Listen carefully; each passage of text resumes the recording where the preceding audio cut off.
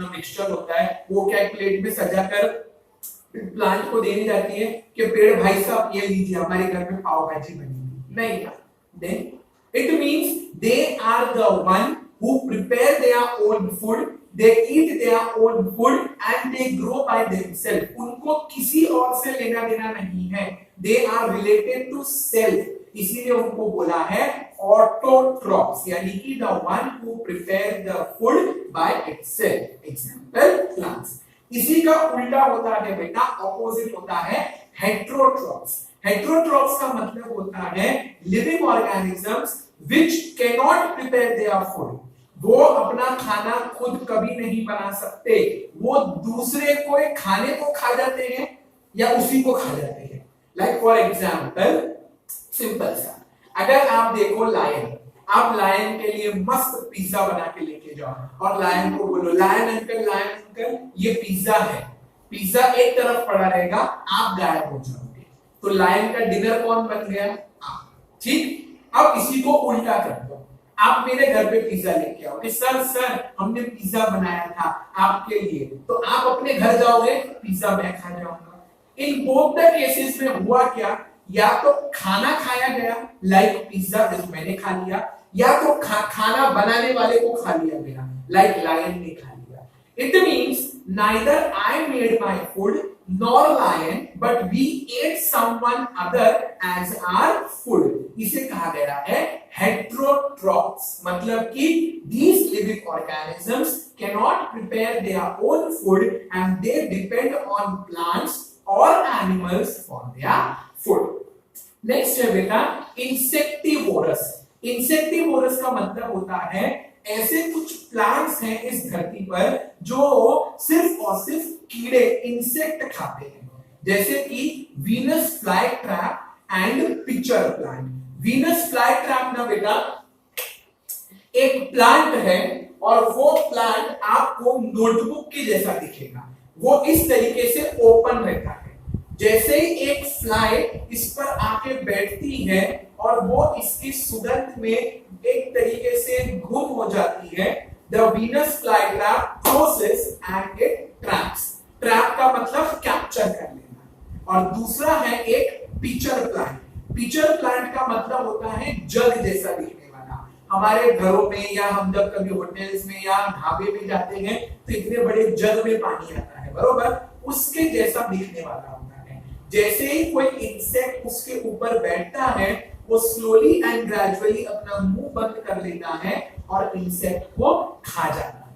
By this way, these plants eat only insect as their food. इसीलिए इनका नाम पड़ गया insectivorous plants. Next है बेटा trees.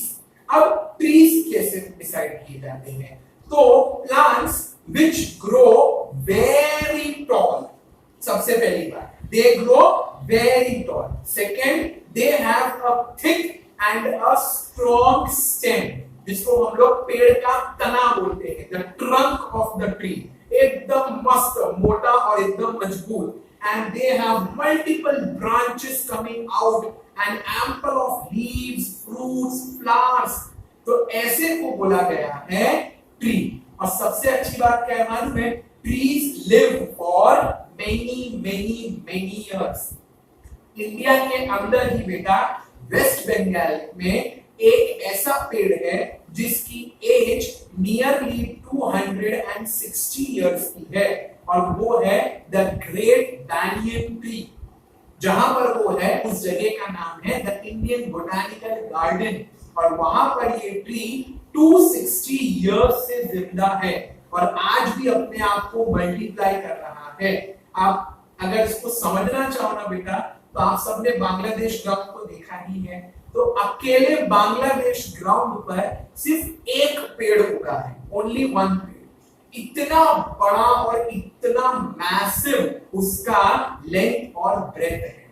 हाइट में ज्यादा ऊंचा नहीं लेकिन उसका जो फैलाव है और उसका जो चौड़ापन है ना वो एक मिनी फॉरेस्ट जैसा है एक ही पेड़ लेकिन 260 इयर्स से वो जिंदा है। ट्रीज से थोड़े छोटे होते हैं बेटा श्रब्स। श्रब्स जो होते हैं ना वो ज्यादा नहीं, लाइक समझ लो वो मेरी हाइट तक आ सकते हैं मैक्सिमम 5 फीट तक, उससे भी थोड़े ऊपर चले गए तो नियरली 6 फीट तक, इससे ऊपर नहीं जाते।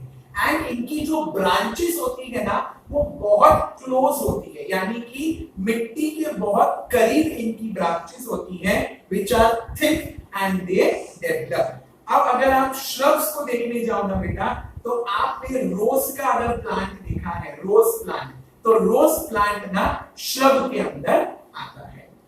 नेक्स्ट है बेटा हर्ब्स। हर्ब्स का मतलब होता है आपकी वो औषध, दैट इज मेडिसिनल प्लांट्स जो हम लोग घरों में या हमारे बाग बगीचे में उगाते हैं। जैसे कि हो गया Tulsi ji, that is holy basil.